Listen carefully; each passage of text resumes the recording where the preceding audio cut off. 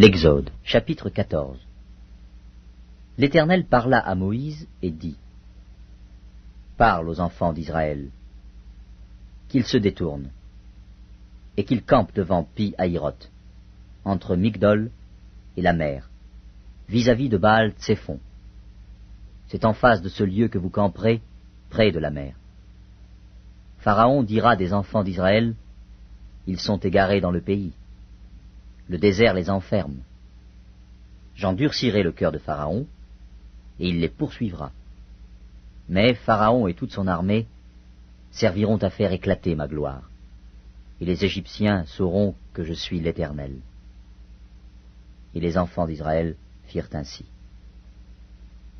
On annonça au roi d'Égypte que le peuple avait pris la fuite. Alors le cœur de Pharaon et celui de ses serviteurs furent changés à l'égard du peuple. Ils dirent : Qu'avons-nous fait en laissant aller Israël, dont nous n'aurons plus les services ?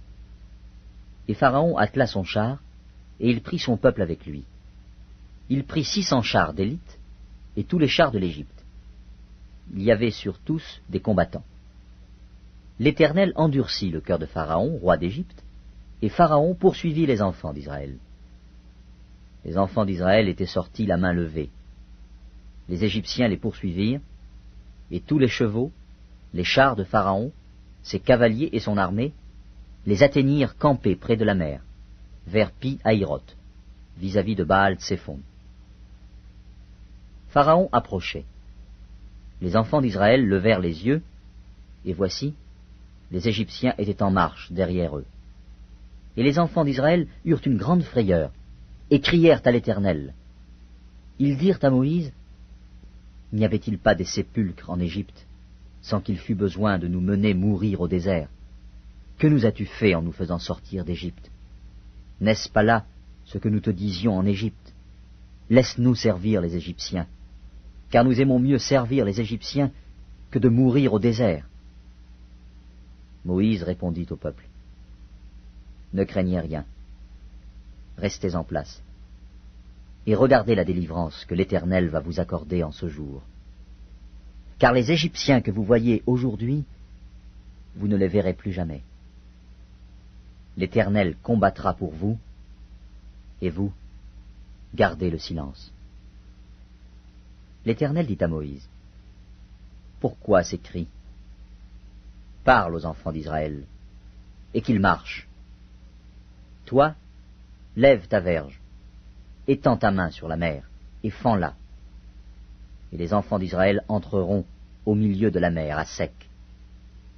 Et moi, je vais endurcir le cœur des Égyptiens, pour qu'ils y entrent après eux.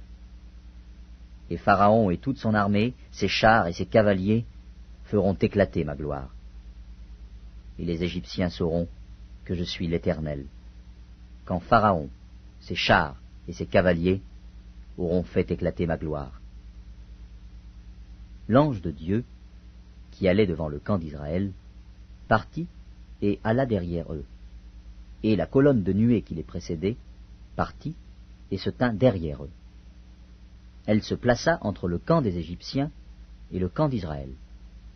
Cette nuée était ténébreuse d'un côté, et de l'autre, elle éclairait la nuit.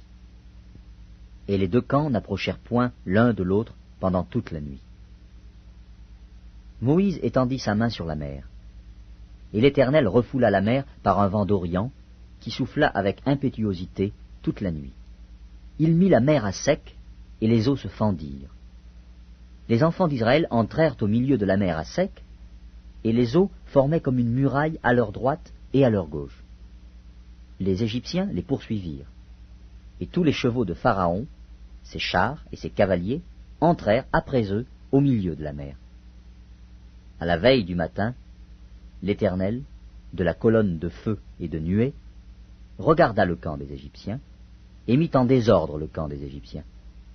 Il ôta les roues de leurs chars, et en rendit la marche difficile.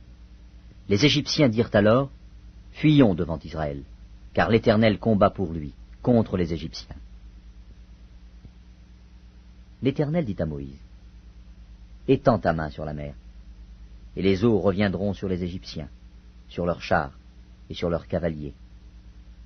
Moïse étendit sa main sur la mer, et vers le matin, la mer reprit son impétuosité, et les Égyptiens s'enfuirent à son approche. Mais l'Éternel précipita les Égyptiens au milieu de la mer. Les eaux revinrent et couvrirent les chars, les cavaliers et toute l'armée de Pharaon, qui était entrée dans la mer après les enfants d'Israël.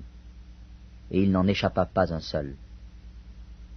Mais les enfants d'Israël marchèrent à sec au milieu de la mer, et les eaux formaient comme une muraille à leur droite et à leur gauche. En ce jour, l'Éternel délivra Israël de la main des Égyptiens. Et Israël vit, sur le rivage de la mer, les Égyptiens qui étaient morts.